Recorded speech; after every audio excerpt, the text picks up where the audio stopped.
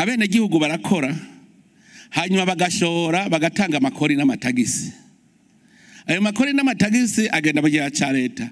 Niyo ayo makori n'amatagisi mu bisanzwe ni yagaruka kubaka amabarabara, ni yagaruka kubaka ibitaro, akubaka amashure. Nuvuga yuko uriye amahera mu gihe ca leta ukayiba ubuhejeje kubanywa amaraso, kuko ni mu ruho w'abene gihugu bazaga amahera mu gihe ca leta kugira garuke yubaka ibitaro n'amashure, yubaka amabarabara, azana umuyaga nkuba, azana amazi meza. Ubu bariye ahubwo mubiravye neza burya niho havuye ijya ngwara n'amashaka ko mukira, kandi ndabasavye ijya ngwara muyikire. Ijya ngwara yo kuvuga ngo haraba leta n'abene gihugu. Twese turabene gihugu, shaka indongozi, shaka musenyeri, shaka bende urumwene gihugu, kuko wavuye muri bajya bene gihugu uja kuba indongozi yabo. Burya muravye neza musanga harabaye ikinogo hagati y'uburongozi bw'igihugu n'abene gihugu.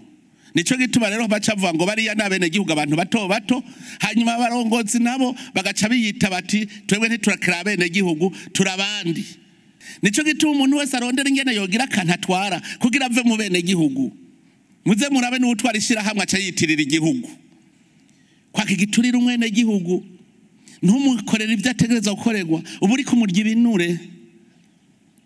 Ingico ico gihugu twebwe twagwanije kandi n'ubu tuguma tugwanya izo ngeso, iyo nyifato. Nuno musi twayigwanya gushika tuze dushike.